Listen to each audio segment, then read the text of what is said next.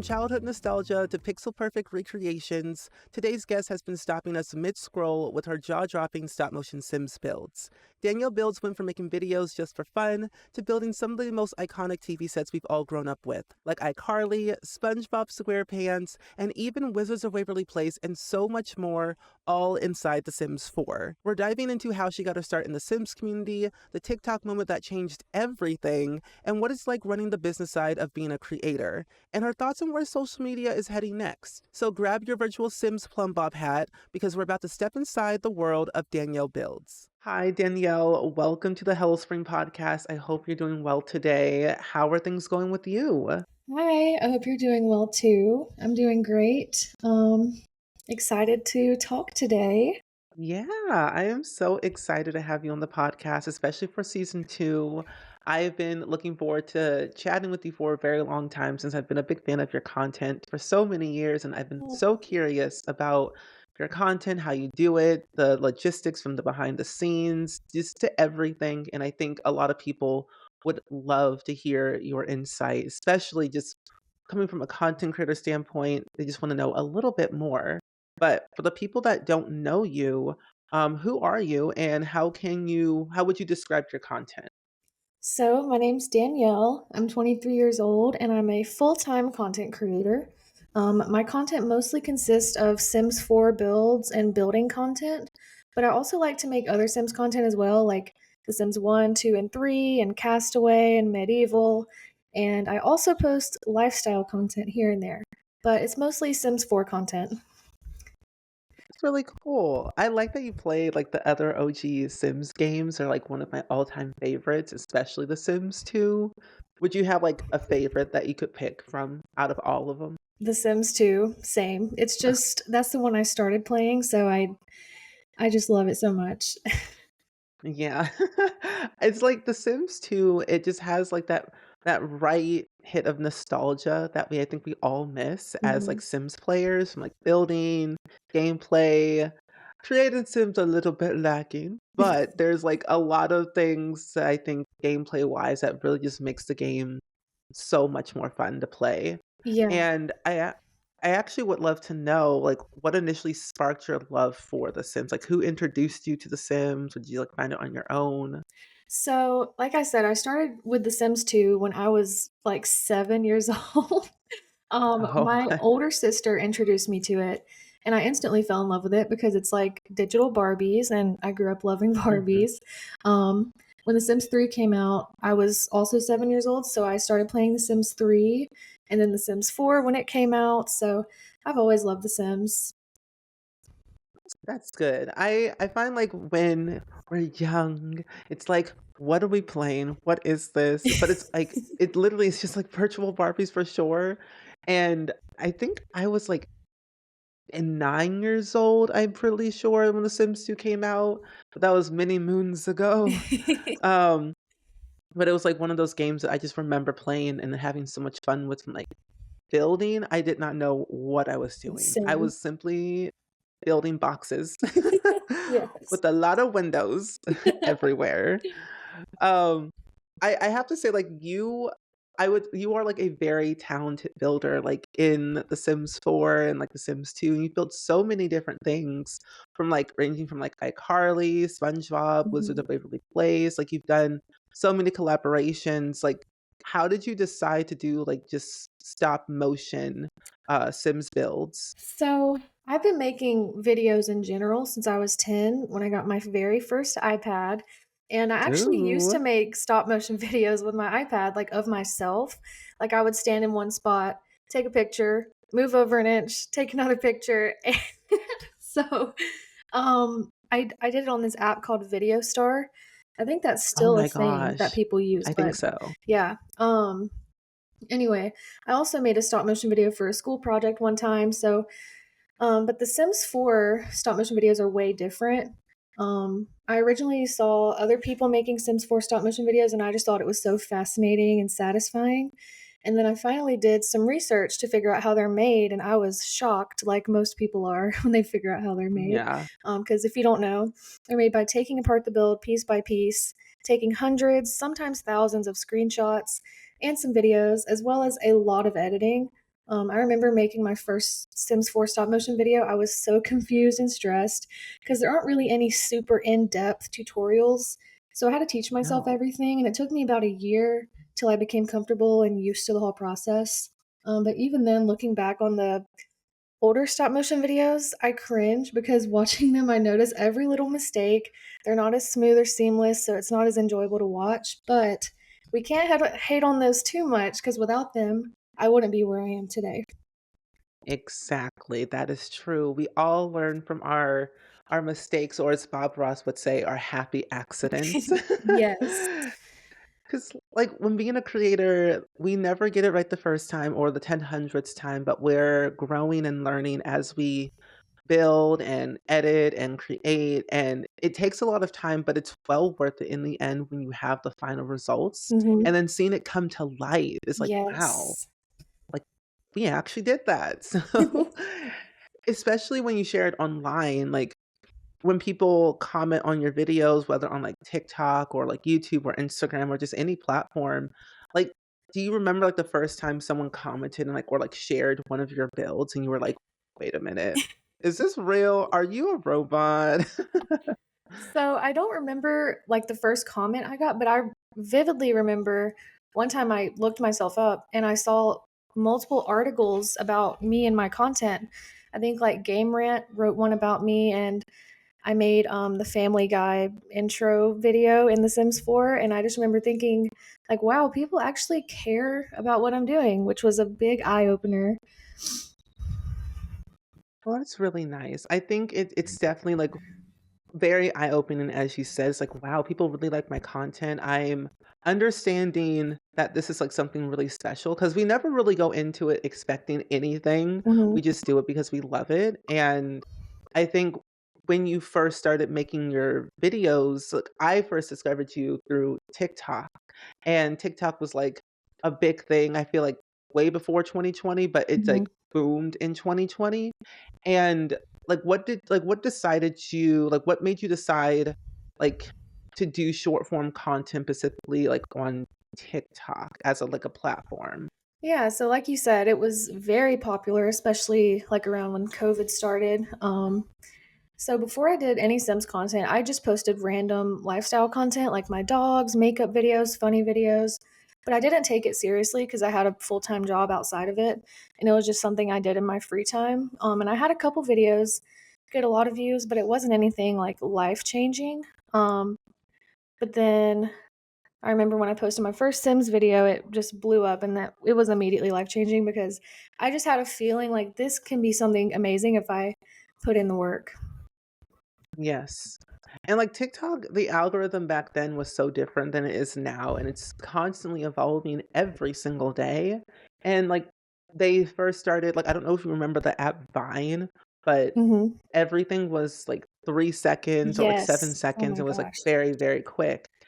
And now with, like, TikTok, it's like, wow, it's kind of similar, but there's so much more that goes into it, from, like, the audio to the music to the Mhm. editing, and when you think of it as, like, a business mindset, you really can, like, take it as far as you want, skyrocket your business money-wise, follower-wise, or just general, like, education. Because I find short form videos also grab people's attention educational-wise. Mhm. When you learn something new, like you said, you didn't know about stop motion until you looked up the research and understood it more. It's like, "Wow, this is actually a lot harder than I expected it to be."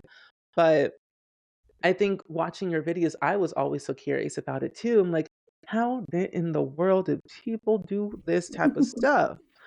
Because, like, taking a lot of photos is like, my photos are already messed up and it already is like clogged up with too many photos, but that's okay.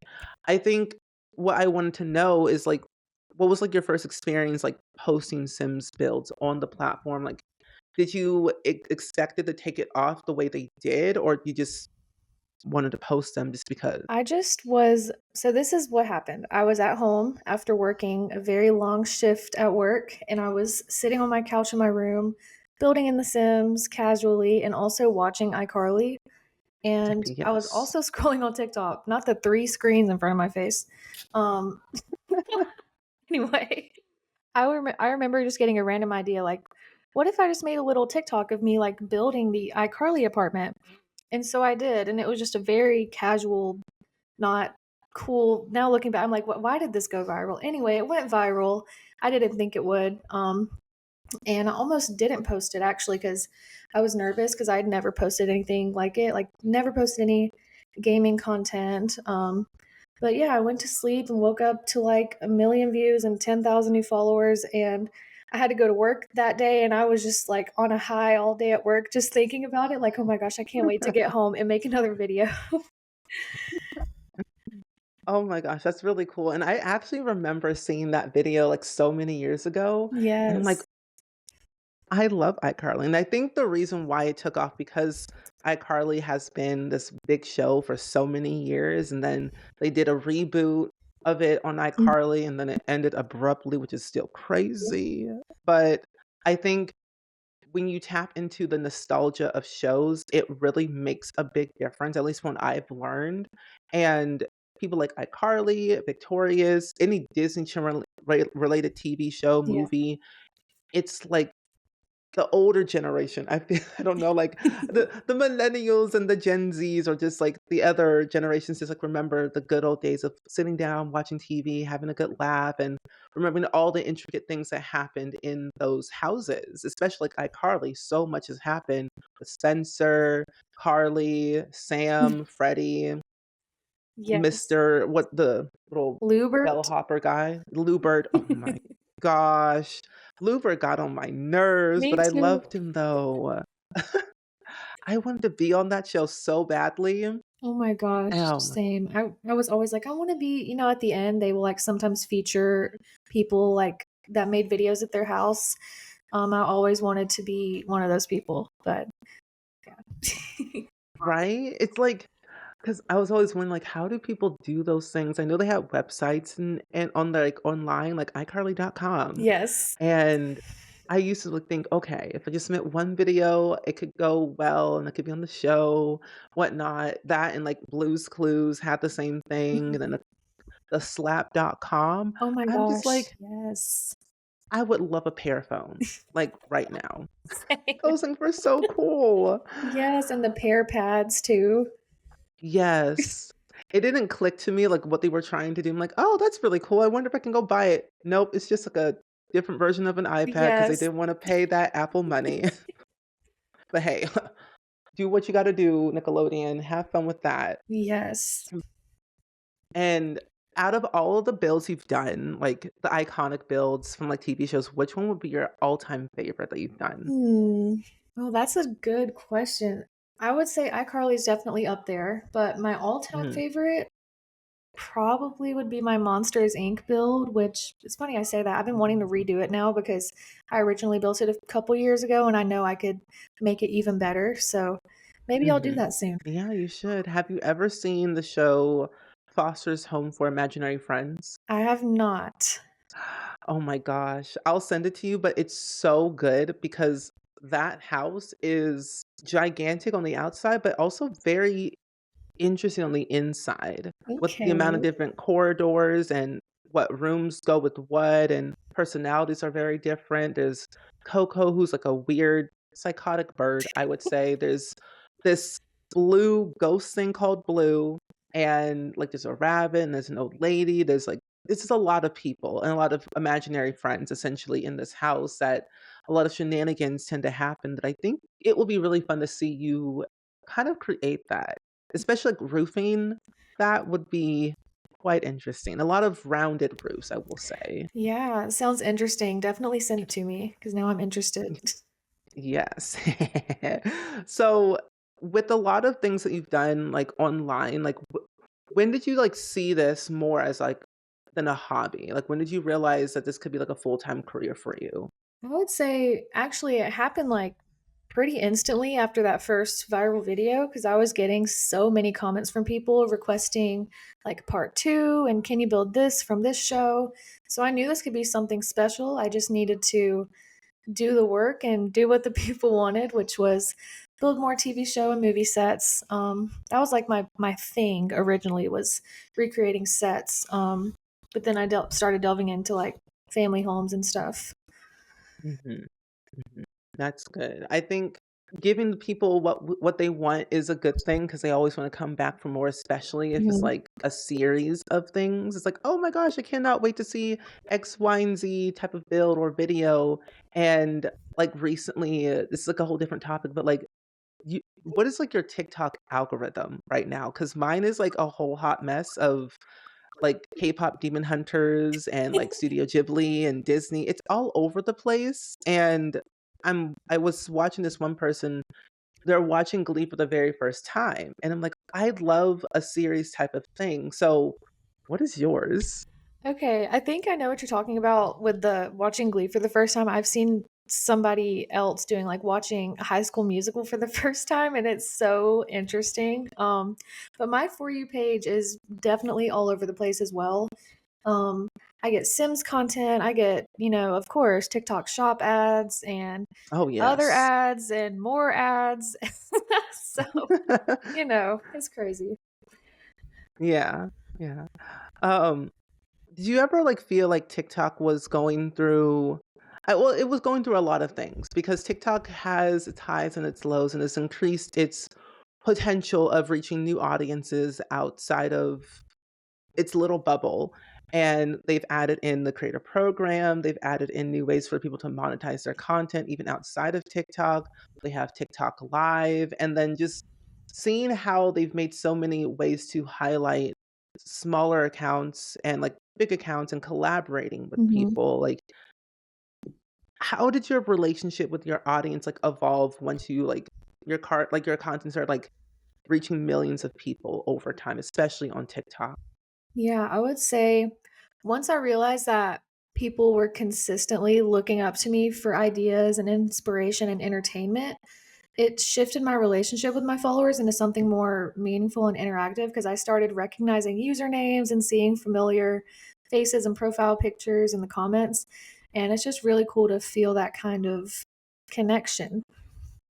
Yeah, it is definitely because then it feels like a family, like, that your community is there for you, rooting you on, and like, having fun with you, whether it's a build video or a lifestyle video or just something random, because I think in the very beginning, I'm not sure if you felt this way or not, but, like, when we're making content, we feel alone in all of this and not knowing if we are doing this for the right reasons sometimes. We don't know if anyone's gonna watch our videos, if it's something that's not, like, particularly in the same realm that they're interested in, but when you see, like, those core people, it's like, "Wow, I actually think this is something really special that I can tap into more and have fun with," and maybe one day meet these people in real life, especially if you ever go to, like, a convention.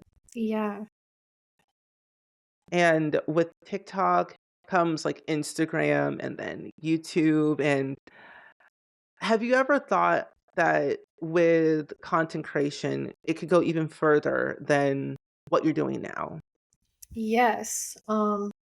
There's so many things I want to do, but I can't even list them off because it's just jumbled up in my mind. Like, I want to do this and this and this. And I would love to like meet up with my followers one day, whether it be at a convention or, like an actual designated meetup, Simmers meetup. That would be so fun. We should do that for real. I don't know That when. should be really fun. Yeah. I mean, The Sims is trying to go to more conventions, at least in this year. They went to DreamCon not too long ago, Yeah. and then I hope they go to TwitchCon at some point. That would be really nice. The other thing too is, like, with your short form content that led into long form content, like, how long would you say it typically takes to make one stop motion video from planning to editing or, like, planning, filming, and then, like, editing it all? So it really depends on the size of the build or the lot. Like for example, a 30 by 20 lot would probably take me about 1 to 2 hours to take the screenshots and videos and deconstruct the build.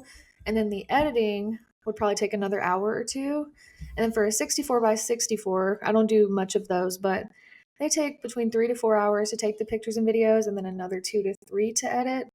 So, like anywhere from 3 to 8 hours. But when I first started making the videos, it took me 8 hours to do one room. So, I've come a long Oh my way. gosh. Lordy Lou, I don't know how you do it. I don't have the patience for it. I do, but I also don't at the same time, especially like bigger lots. Like my comfortable lot size is a 30 by 20, 30 by 30, Mhm. maybe a 40 by 30, but Yeah. after that, it's pushing me a little bit. Yes, those 3 are my favorite sizes too, like 30 by 20, 30 by 30, and 40 by 30. Those are perfect. Yes, always. And especially like when you do like stop motion, I think what makes them so huge and so wonderful and like how you edit them is like tool mod comes in Yes. handy so much from scaling things down to like the nitty-gritty thing and then just gradually sizing it up as big as you want and rotations. It's like a very interesting mod that I find so helpful for a lot of stop motion builds, especially just any build in general. Whether you want to like make something very teeny tiny for a sim or big and gigantic, like a gigantic dollhouse. There's just so many things you could possibly do that I never thought like could happen. And were you like, yeah, like were you inspired to use tool mod to like like enhance your stop motion builds? Yes, I was.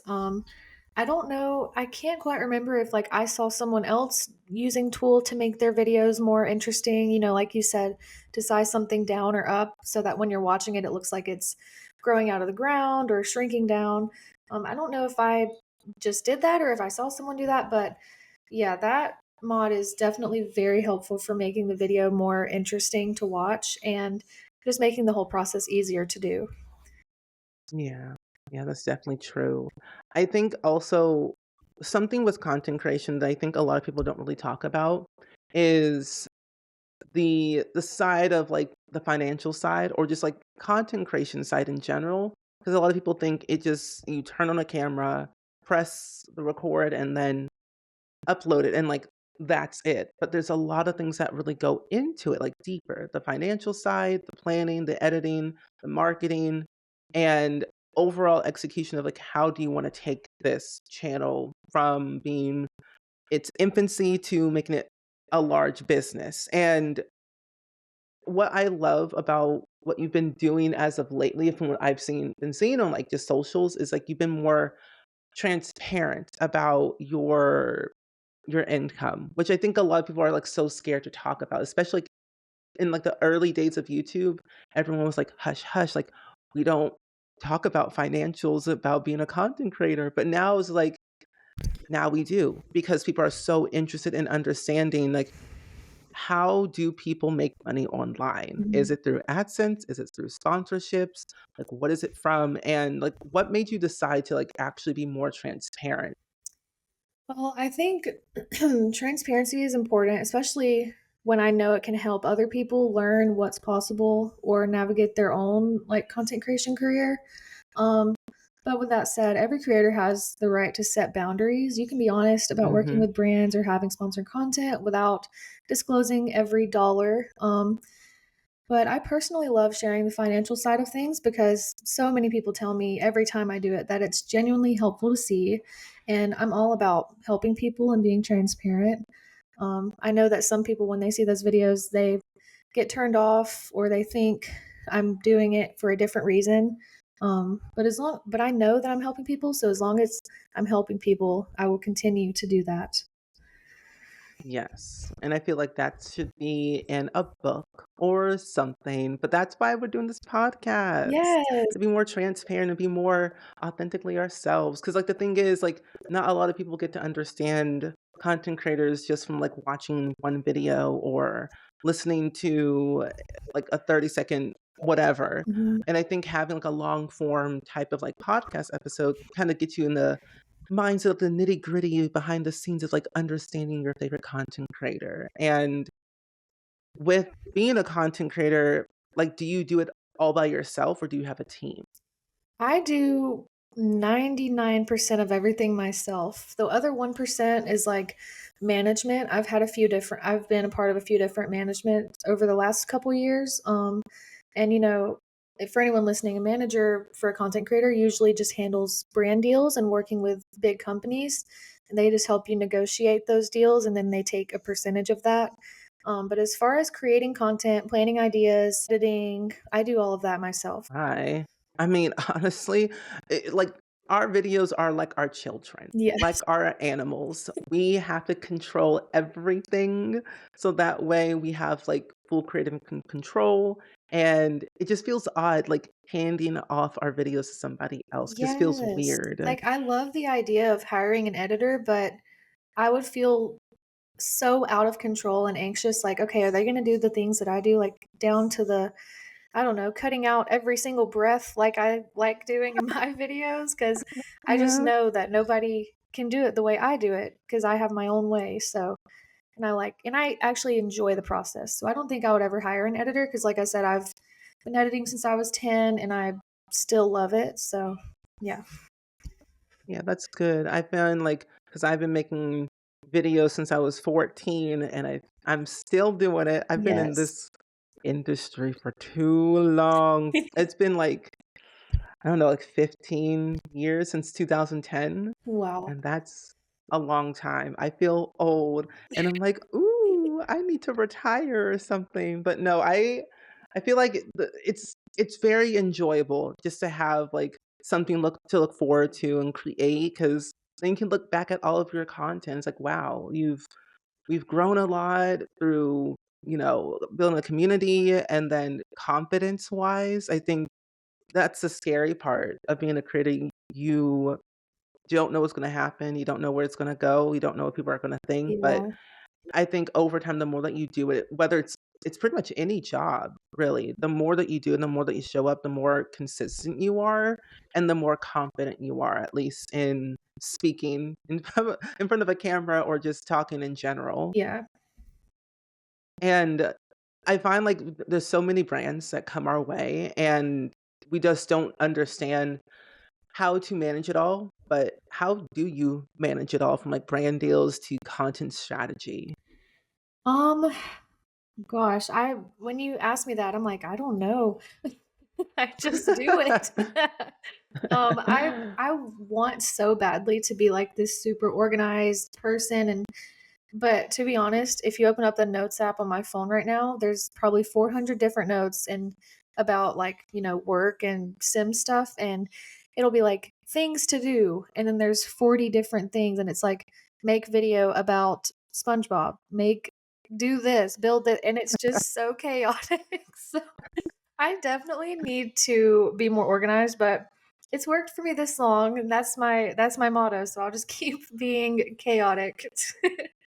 Hey, so that's the best way to do it. Sometimes being chaotic, we get done things quicker. It's Yeah. weird to say, but it's like we do. And it's like we look back and I'm like, wow, we were actually kind of out of control, but it worked. Yes, and I'm all for, like, not having a plan, and I know that freaks some people out, like, some people like knowing what they're getting into going into it, but some days I just wake up and I'm like, "I'm gonna build Hogwarts Castle," and then I do that, or some days I wake up and I'm like, "I'm not gonna make any videos today." Every day is different, and that's why I love this job also is because I don't have to say, like, "Okay, next week I've gotta work 8 AM to 5 PM, Monday through Friday." Like, I don't have to do that. I can work 8 AM to 9 AM and then take a 6-hour break and then work another few hours, and, you know, that's my favorite part is making my own schedule. Yeah, that's the best part. Like we can do whatever we want, however we want, when we want. And Yes. it's like we're so grateful to have like this job because like not a lot of people get a chance to do this and Mhm. then work from home and try out things creatively because it's so scary. And because content creation or just online content, it's so unpredictable and you never know what's going to happen. And I think you can agree with me on this that when you're making content online, never put your eggs in one basket because if you rely on one platform and that platform just goes away, it's like, what else you got? Yes, I completely agree. Like, if you're listening to this and you're a creator or you wanna be a creator, do not just be on TikTok or do not just be on YouTube or just Instagram. You should be everywhere because right now TikTok could just disappear or, crazy things happen, and then if that were to happen, everything you've worked for and built would be gone. But if you were to already built and established like following on Instagram and YouTube as well, you've got those and you wouldn't be as distraught about the situation because you have your backups, I guess. Exactly, exactly. Because it was scary. Because when TikTok basically kind of went away, like, went dark, I'm like, what's going on? Hello? Hello?" Yeah. So, I'm like, I wasn't too worried about because I wasn't really using TikTok that much, but I miss the creative side of it at that time, and it was odd to, like, shift to a whole new app and then figure out what to do next, and I also thought too, like, everyone on that platform that I watch, even you, is like, "Oh my god, what are," like, they're probably spiraling, of course, like, because it's just, like, it's a platform that you built so much on, and it's, like, probably one of your biggest platforms to date, and it's like, Yes. "Oh my," and that goes away, it's like, what's gonna happen? But hey, it's still here, and you have a platform on every platform: Facebook, Instagram, YouTube, like Yes. everywhere, and even like Twitch. Like, you live stream, and it's like that longevity that you have built for yourself, and you've sustained it for so many years. That I think what's so scary about it is that your followers will follow you anywhere, not necessarily, like, everywhere, but, like, anywhere that you go on different platforms, they'll be there for you no matter what, and you've built that trust and that transparency that people can rely on, and now that you have this website that you've built, it's, like, another great place to find your content. Yes. Yes. I'm so glad I finally like finished my website, even though it's not finished. It's for now, it's pretty good. I have plans to add different sections. Like I want to add a whole page for my just my TV show and movie sets. Um, so yeah, I'm excited about that. And I think everyone, I know it's so easy to say, make a website, but if you're a content creator, I think you should at least have like a, beacons or a link tree, just some sort of site where all of your stuff is in one place because that's really important. Yes, exactly, and I find, like, websites are not easy to make, but they're very fun to just have, whether it's for yourself, a brand, a company, whatever it might be, and having that digital footprint to, Yes. like, back up your content or back up your stats is a good thing. Even Beacon, like, I love Beacon because it lists everything from your analytics, because Mhm. numbers are very confusing and scary. You never know what to expect, but they're there and it works, and I just enjoy it. But what would you say is, like, the biggest, like, misconception people have about being a full-time creator? Um, for me specifically is that I just sit at home and play The Sims all day, every day. Um, I would say I spend like maybe 30% of my time building, and then the other 70% is spent editing and managing the business side of things. Mm. How would you say, like, on average, like, a week you spend making content? Hmm. Every week is different, but on average, maybe 25 hours a week, and then the other hour I'm always responding to comments. I Mhm. spend a lot of my time reading comments and replying to comments, and I've always enjoyed that, and I think it's important to reply to as many comments as you can, even if it's not actually replying, even if you just like it, or like, on Facebook you can react to comments, you can like heart react or care react. I love doing that.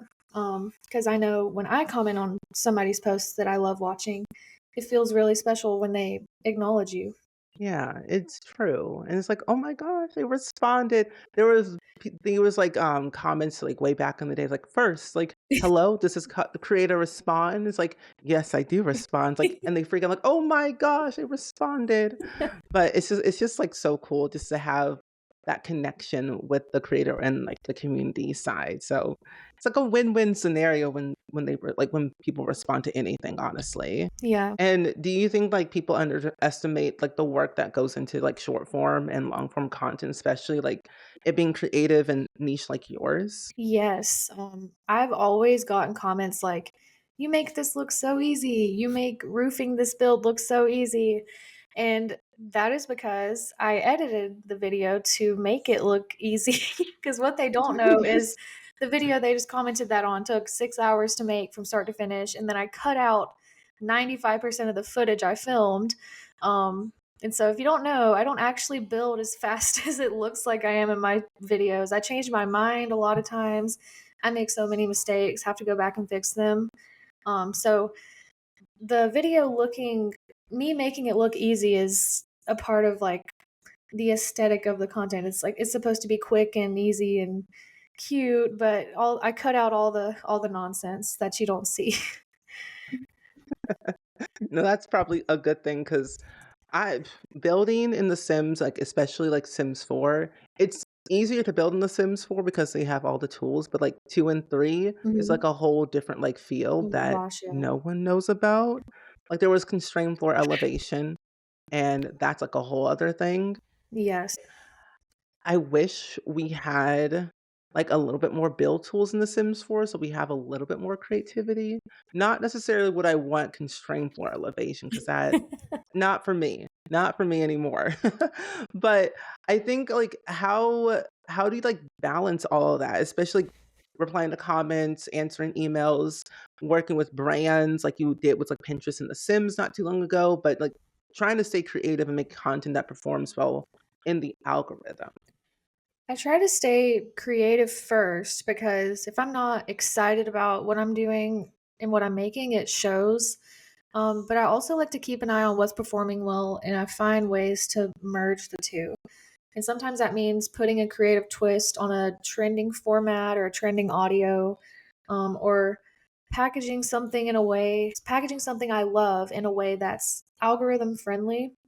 And at the end of the day, I want my content to stand out, but not at the cost of losing my voice or burning out. So I, at my house, I have a screened-in porch. I spend a lot of time out there. Like, if I'm building and I'm like, you know what, I'm not enjoying this, I will just stop what I'm doing, get up, go sit on the porch, hang out with my dogs, listen to the birds sing, and within maybe an hour or two, I'm feeling charged up again to go build.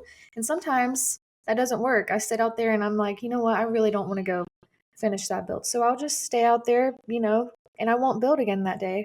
And like I was saying earlier, that's the beauty of having this as a job is I don't always have a time limit or constraint. If I'm feeling burnt out, I can just stop. Unlike being at Mhm. a quote real job, you can't just stop what you're doing most of the time. Right, right. And when you do, like, have those times where you wanna, like, take a break and, like, not just do something for a day, what are some of, like, your favorite hobbies that you enjoy? Like I said, I love hanging out with my dogs. I have 5, if anyone listening didn't Oh know. my. I have, a Great Dane, his name is Winston. I have a Golden Retriever, his name is Zeus. I have a Pit Bull mix, his name is Apollo, and 2 Black Labs, Bo and Nana. So I have 4 boys, 1 girl. I love hanging out with them. I also love playing piano and singing. I don't do it a lot, but when I do, I love it. I also love traveling. I actually have a trip coming up with my husband. We're gonna go to Epic Universe and Universal Studios in Orlando, and I'm so excited. I love Ooh. rides and thrill rides and all things adrenaline. So, yeah.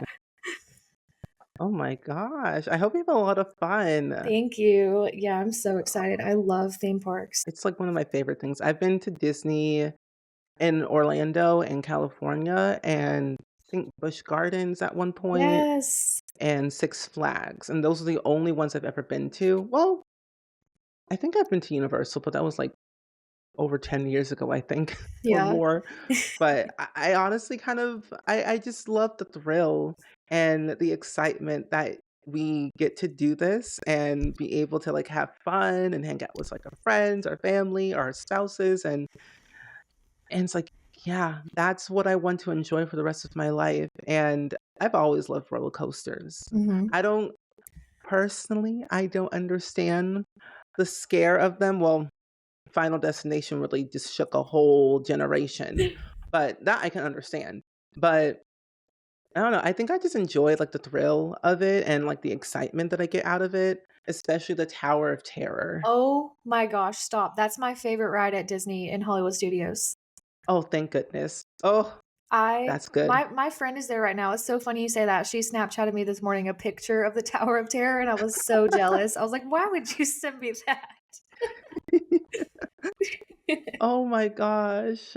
I mean, that ride is like the best thing ever. It never gets old. It's always fun no matter how many times you ride it. And like, have you seen the movie that it's based on? Okay, no, surprisingly no, but it's on my very long list of things I need to watch.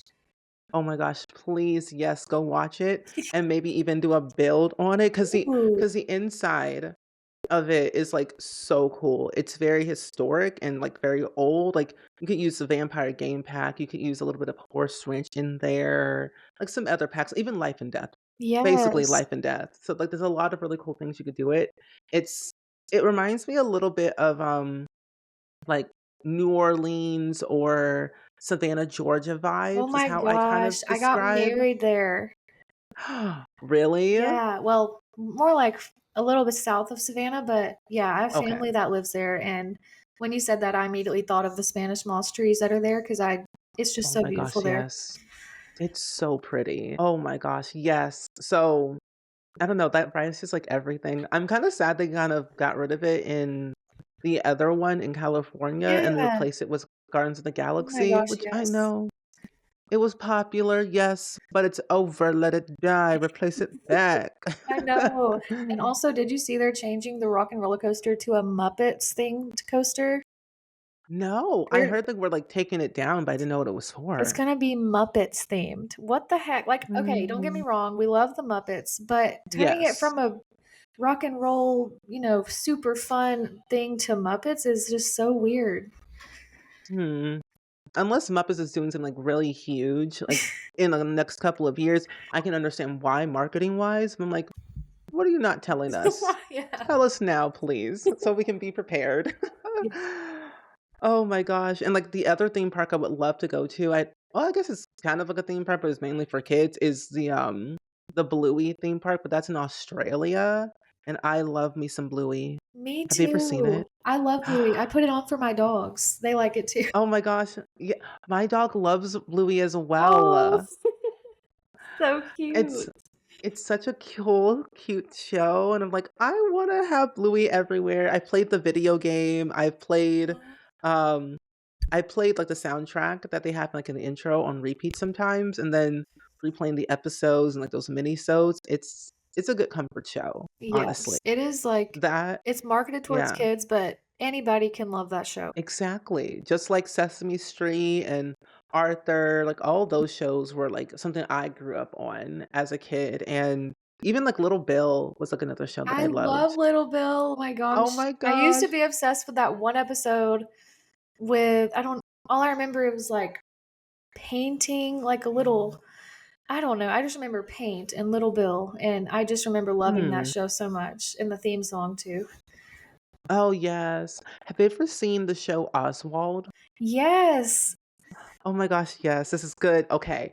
Could you, like, name a few of your favorite, kid TV shows that you remember watching? Like, whether it was, like, back then or, like, now? Hmm. My favorite when I was super young was The Wiggles. I really love Oh watching The my Wiggles gosh. and, Yes. Blue's Clues, Oswald. Mhm. What else? What was that I don't remember what it was called, but there was this girl named Nina and Star, and Ooh. what was it I don't know, but she did, like, little arts and crafts at home, and I remember my sister and I did one, and she sang, like, lullabies and cute songs, and I just remember it always put me to sleep. Now I go to Oh, The Good find Night out Show. Yes, The Good Night Show, oh my gosh. Ah, I don't remember seeing that one, but now I wanna go watch it. Oh Yes. my gosh. Oh, man, those are some, like, good shows. I remember The Wiggles like it was, like, yesterday. Mhm. I like the fruit salad song is stuck in my head for forever. Like, Same. that was good. They even have, like, new Wiggles as well. I follow a few of them on, like, Instagram and TikTok, and they're just so entertaining. Um, Mhm. Oswald, I think it was, like, Miss Sunny Patch's garden or whatever. Yeah. Um Let's see, Little Bill, Chalk Zone, My Life as a Teenage Robot, As Told by Ginger, Rocket Power, Rugrats. Yes. Man, there were a lot of shows that I'm like, they they raised me. In a Yes. good way and a bad way, because some of those shows were kind of crazy, Yeah, but I for sure. loved them. From, like, your point of view, like, where do you see social media heading for creators like yourself, especially, like, in the Sims and gaming niche category? I think social media, I mean, especially over the past like 5, 6 years, it's still moving towards shorter, faster, and like fast-paced short form content. Um, but there's definitely still space for long form, especially in gaming. People value connection, and for Sims creators, that means focusing on storytelling, aesthetic, and your community and replying to comments, like I said. And the creators who are consistent and authentic are the ones who will thrive, even as platforms shift because platforms are always changing. Yeah, they are, especially, like, I feel like YouTube and Instagram and TikTok, they're constantly changing every day because Mhm. they're always trying to one up each other Yes, every day I with hate the it. short form content, and I'm like, "I don't like this I competitiveness. know. Go back to what you had before." I wish like YouTube could have its YouTube stuff and TikTok can have Yeah. TikTok stuff. Like we don't need shorts and reels. We could just have TikTok, you know? Mhm. Mhm. That's all we need. Yeah. That is all we need. I feel like with YouTube Shorts, it kind of just works very well because it's, like, YouTube, Yeah. but I'm like, Instagram, stay in your lane. TikTok, stay in your lane. We don't need live streaming. Oh my gosh, yeah. You're a short form content app. Unless you want to go back to Vine, then I'm like, okay, I'll be on Vine in a second. Yes, I miss the 7 seconds of, you know, just the 7 sec it's so unique. Like, I remember even TikTok when it first came out, you couldn't make a video longer than 59 or 60 seconds, Yeah. and then you could do 3 minutes, and then you could do 10 Mhm. minutes, and now you can post stuff over an hour. So, like, I don't An know. hour? Yes. No, no, no, no, no. That that's just a movie at that point. That's just a TV show. Literally, people post movies and TV shows. I've seen them on my For You page.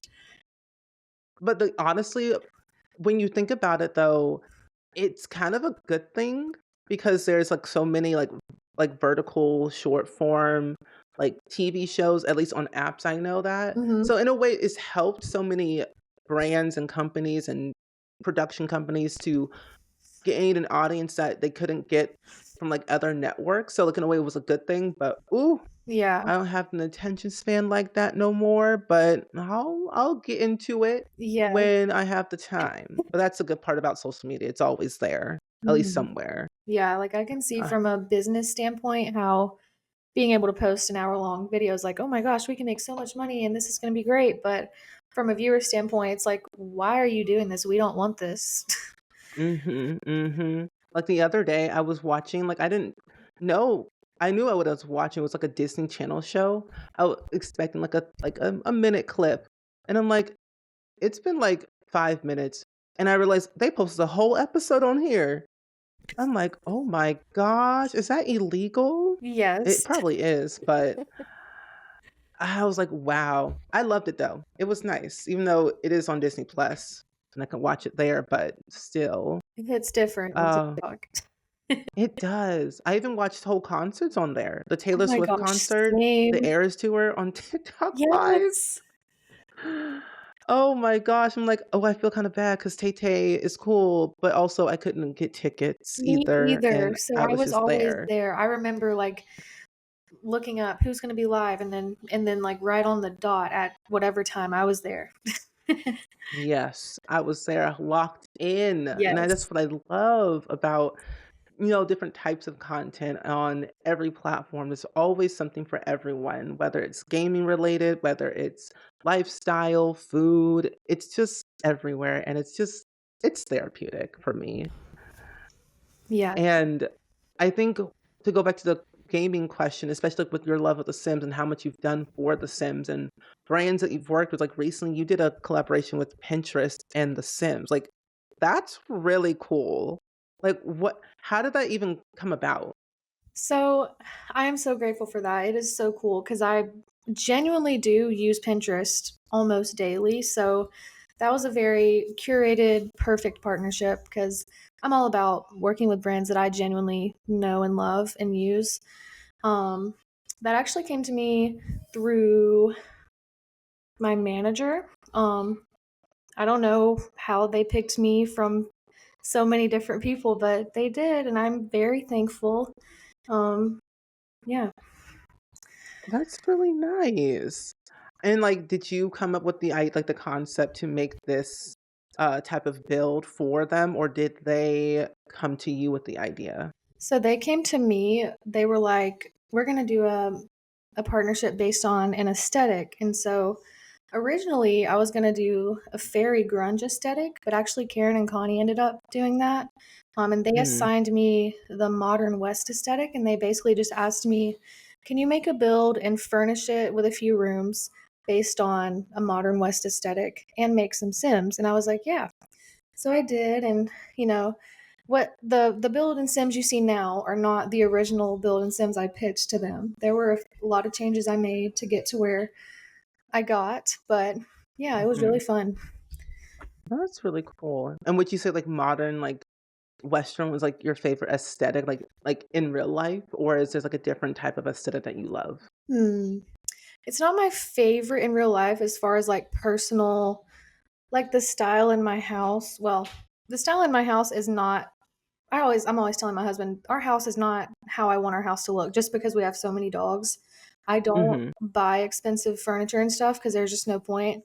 Um, so we like cover all of our couches up with covers, and I'm washing them every day and sweeping every day. Oh my god, I don't know how I just turned this into a conversation about my dogs. No, honestly, Anyway, talk about your dogs all day. yes. What was I even saying? Hold on. What did you ask? I asked about, like, what your favorite aesthetic. Oh, okay. Yes. I don't. I guess right now I don't have like a specific favorite aesthetic. I'm actually working on a Victorian build, and the aesthetic in that build is like coquette, vintage, grandma vibes. So I love that aesthetic. Ooh, that's a nice one. Yeah. I'm all about that mid-century modern. Oh yeah, that's the type of house I I live in. Actually, I don't know why I didn't say that. a dream. Do you wanna trade places? Sure. As long as you have enough I live room for 5 dogs. probably do. I live in a suburban house, so Ooh, okay. yeah. But that's, like, my ultimate dream to one day have a mid-century modern house, like, Frank Lloyd Wright is my favorite architect in the world. Yeah, I'm pretty sure I saved one of his I was gonna say one of his builds, one of his, houses that he made because I wanted to build it. It's like a super, super brown and, like, orangey wood tones. I gotta find it, and I'll send it to you. Mm. I'm sure you've Oh, seen yes, it. please. I've seen, like, the Falling Waters one. Mhm. That one's really nice. That's a really good house. Yeah. That and the Brady Bunch house, even though that's not made by him, but the Brady Bunch house is also really cool too. Yes. Um, and with The Sims, it's like it's changed so much in the past, like, 25 years now. And what was your initial reaction when they said, "We're making a Sims movie?" I was immediately so excited, and then I was scared because I was like, "Hold on, this could be ruined." Like, I really hope they're intentional with this, and Yes, I hope there's lore, and I hope that the movie caters to every type of Sims player. I hope so too. And I was, like, excited too because 'cause I'm like, "Oh my gosh, we're finally getting the movie because it was supposed to come out, like, over, I think, 10 years ago or something like Really? that in, like, the Sims 3 era, Wow. or it's, like, Sims 4 era, but then things, like, fell through and, like, things are just not gonna happen. But now, like, knowing that Margot Robbie's, like, behinding it Yeah. because she made Barbie, and, like, Barbie and Sims are kind of, like, somewhat similar, Mhm. and it just makes sense. So I feel like we're in good hands for the movie-wise, like, writing and directing-wise, I think so too. So it should be pretty good. I think it's gonna be live action instead of, like, animation. Oh my gosh, please let it be live action, please. It has to be because animation I love animated stuff, and I love when they use real voice actors for these animated movies, Mhm. but live action is more exciting. If they, like, mix it in, like, with animation and live action, then I think it'd be really cool Yeah. because Sims has in a way like that with their plumb bobs and, like, all of their really weird quirks that we have. I think it can make a lot of sense. And then even possibly incorporating Simlish into it. Yes. I saw some people saying, "I hope the whole movie is in Simlish," and I'm like, "No." No. No. No, no, no. Because they got to appeal to the general audience, who people who don't really Yeah, play The Sims. Because like, if they put it all in Simlish, it would make no sense. They exactly. would not make a lot of money that way, and they don't want to go bankrupt. Oh, And I no. wouldn't want them to go bankrupt either, because I need more stuff from them. Same, I have plans. I have plans. Let's not let The Sims die now. We got some other plans in the works, like new packs, and then, new, like, games that they're gonna make. Like, they're having a board game that's releasing at least today. Yeah. By the time that we're recording, this is already out, but the board game, and then I would love for them to make a cookbook, Oh, that would be so honestly, cool. because I love food, especially when they add in new recipes into the game. I'm like, "So where's the cookbook in real life?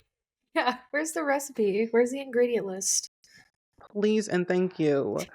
And this is something I've always wanted to know, like, are there any builds, collaborations, or even, like, non-Sims projects you're excited about or, like, dreaming of doing soon? So, yes, I've been working on something for a while. Unfortunately, I can't share any details quite yet, but it's very exciting and I'll be able to share Ooh. it in the next few months or so. Oh, that's gonna be very exciting. I'm looking Yes. forward to that. Gonna keep my tabs on you for sure. If you could, like, build any set from, like, a show or a movie that you haven't tackled yet, like, what's on your dream list? Like, at the very top? I would say so I've already built the Hannah Montana house, but I wanna Yes. build the ranch from season 4, that really nice house that they get towards Ooh. the end of the show. I wanna build Mm. that so bad, and I'm going to. Okay, good. Cause like, that season was weird, but it was also good, and, like, in a way, like, I don't know how you felt, but when I initially watched the season, I'm like, "Okay, I can feel it's gonna come to an end. Yeah. Things are starting to shift." Like, how did you feel when you were watching season 4? I just remember same thing, like, thinking back on season 1 and how young and little Hannah or Miley was, and then now she's an adult and she's got a nose piercing and she's in a house, I like, "Who is know. this? What is happening?" Oh my gosh, it was crazy, and I'm like, "Wow." I mean, I think it was always so funny when she, like, revealed herself, like, "I'm Hannah Montana." I'm like, "You didn't know?" Like, same face, same voice, same eyes. I'm like, "Are y'all okay?" But then when she revealed it to the world, I'm like, "Okay, interesting. Yes, I remember being Huh." so emotional and crying. No, honestly, it was so sad. I'm like, "Oh." Yeah. I love the little, the transition sounds. Oh, "Ooh, wah, those were wah, iconic. wah." Whoa, whoa. Oh my god, I love Oh, them. they were, like, the best transitions, and, like, some of them were, like, short, and then there was, like, a really long one. I'm like, "Oh, she's I really know going through exactly something what you're really talking about. I emotional." saw actually a video on my actually, I follow a creator called Out of Context Hannah Montana. Everyone should definitely follow them if you like Hannah Montana. Ooh. Like, they strictly just post Hannah Montana content, and I remember they posted a collage of every single, transition audio thing, and it was Mhm. there were some that were, like, 2 seconds, and then there was one that was, like, 20 seconds. Oh my It was so gosh. funny. It's like, by, like, the transition, either something's really good or exciting happening or something like, "Ooh, this is getting really sad. Yes. Let's get emotional today." What would you say is, like, your favorite episode from Hannah Montana? Oh my goodness. The first one that comes to mind is the one where she has a broken tooth and then she goes on live TV and then it breaks more or something like that. She's eating that mousse and then it happens to be crunchy. So Oh, random. yes. That one was a very random. I know exactly what you're talking about. Yeah, mhm. Mhm. I find, like, those episodes were always funny. I think my favorite one was when I guess it wasn't the first one was Corbin Bleu. That one was like, "Okay, whatever." Yeah. But I think when she did with Selena Gomez, Michaela, Oh my or, like, that gosh. whole every time she appeared, I thought it was always so funny. Yeah, I remember being like, "Oh my gosh, the tea," when her and Michaela The were fighting over the role or whatever. Yeah, and, like, Jake Ryan was Oh, there, like, yeah. man, there were a lot of people. I even forgot that Austin Butler played on Hannah Montana. I'm like, "Is that Austin Butler? He was Elvis, he was all these things," and apparently he's, like, I think a distant cousin of Ashley Tisdale, which I also was like, "Huh?" What? Yeah, I Ashley Tisdale did some type of, like, ancestry video or whatever, Mhm. and she's, like, somewhat related to Austin Butler. Oh, wow. Yeah, I found that, I'm like, "Oh, well, that's really cool. That's something I did not know." Yeah. And now we got all these Disney stars, like, everyone was literally on Hannah Montana, Corbin Bleu, Ashley Tisdale. I love when they did the crossover episodes, this That's So Sweet Life of Hannah Montana Yeah. with That's So Raven, like, that was just really, really nice.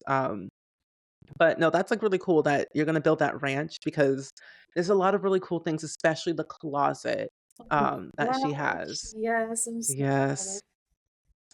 Um, so moving forward, what is some advice would you give to someone who wants to start creating content, especially in the Sims community or, like, on TikTok or, like, YouTube Shorts, like, both? I would say if you wanna be a Sims content creator or even a content creator in general, my advice is just start right now. Go make a TikTok account and a YouTube channel, come up with your username, add a profile picture and a bio, and just post something like a short video of a build or a sim. It doesn't have to be an insane, edited, super interesting video. Um, because sometimes the most simple things take off and get a lot of views, and you'll never know until you try. That is very true. Exactly. You never know until you try, because if you're waiting and waiting and waiting, just keep creating. Yeah. And what do you hope people take away when they see one of your videos? I hope people can see how much work goes into my content, and more importantly, I hope it's evident that I genuinely love what I do because I do. You do. You do, and I can definitely see that. The way you edit your videos, the way you come across in your videos, and it's like how transparent and authentically yourself you are in your videos. It's like it does come across that you love what you do. Oh, And yeah. I think the way that you're doing your videos and your content, I can see it's going to be a very long, long career for you, especially because bills can only take you so far, but I know that you have so many cool creative ideas. Like I could see you one day taking a Sims build and making it into a real life house. Oh my gosh. I always think to myself, like, okay, what if Sims content, what if one day it's just not my thing? I know I could come up with something, like, whether it be another video game or in real life designs, if I could somehow get into that, that sounds so fun. I know, that would be fun, and, like, just thinking about this too, because with the Sims movie, they have to add in, like, iconic builds, but if you remember from the Barbie movie, they worked with Airbnb, and there was, like, a real life Barbie house, Yeah. and I'm like, "Ooh, imagine if you gotta help with that, like, that Oh build." my god. I just got chills thinking of that. Do not put that idea in my head. I'm putting it out there into the universe right Yes. now. Actually, yeah, put that idea out. Yes, because it would be so cool, like, you have a very creative mindset on how you do your builds, especially because there's always a story to every build, Mhm. and when you look at it from the outside in, it's like, this build has something very unique to it that it could be translated into real life, Yeah. I appreciate so, that. I try to find that balance between would this work in real life and also what can I do that wouldn't be realistic in real life but actually really cool in the game? It's hard to find that yeah, balance, but when you do, it becomes easier. yeah, that's true. I could also see you working with Zillow, Oh, that would be a dream partnership. I also use Zillow for inspiration for my houses too. same, Zillow, Apartments.com, Yep. sometimes even Zillow Gone Wild on Okay, Instagram. yeah, that account with all the crazy rooms and stuff. Yeah. You don't think it's gonna be crazy, and then you look on the inside and you're like, "Oh, this is, Then there's a prison in the interesting." basement. Yeah, like, recently, I saw there was, I was like going through and I just saw like a nice little house. And then I see like this very random like dungeon. And Ooh, I asked myself, what's going on? Is yeah. everything all right? But clearly it wasn't. It was like over $7 million and like 7 bathrooms and 8 bedrooms. Oh my god. Yeah. So I'm like, I'm good. I'm gonna scroll away. Yeah, no But I thanks. enjoyed what I saw. So, a thing that I like to do on my podcast is some rapid fire questions that I think would be Okay. really fun. So, what is your favorite Sims pack? This could be from The Sims 1, 2, 3, 4, spin-off games. Hmm. I'm gonna say World Adventures from The Sims 3. Ooh, yes, good one, good one. Yes. Favorite social media platform right now? Facebook. Really? Yes. Huh, okay. Hmm. Okay, Facebook it is. Most iconic childhood TV show. iCarly, because it's just full circle with what I do now. Yes. And are you reading any books at the moment?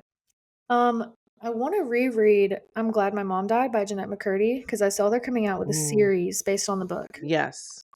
Yeah. Okay, that is really, really good then. Well, thank you for all of those. A little rapid fire always goes a long way to get a little bit more insight. And Yeah. this podcast, we have gotten a lot of good, juicy nuggets from each other. Mhm. And I hope that people do enjoy this episode. But where can people find you on the internet? I am everywhere on every platform. You can just look up at Danielle Builds and I'll be there. Well, my friends, that was the end of today's episode with Danielle Builds on the Hello Spring podcast. I hope you all left very inspired and wrote down some really good notes of what Danielle has been saying throughout this entire thing, because I definitely did, and I hope you did too. Because Danielle has shown us that creating in The Sims is so much more than just placing furniture. It's storytelling, strategy, and pure creativity. And if you loved today's episode, definitely go show Danielle some love on TikTok, YouTube, Facebook, all the places where she shares her builds, and even the Sims 4 gallery. And if this episode left you inspired, make sure you go and subscribe and follow the podcast wherever you listen to your podcasts so you don't miss another creative journey just like hers. Until next time, keep building in your own world, whether it's in The Sims or real life, pixel by pixel or brick by brick, and I will see you in another episode of the Hello Spring podcast. Bye!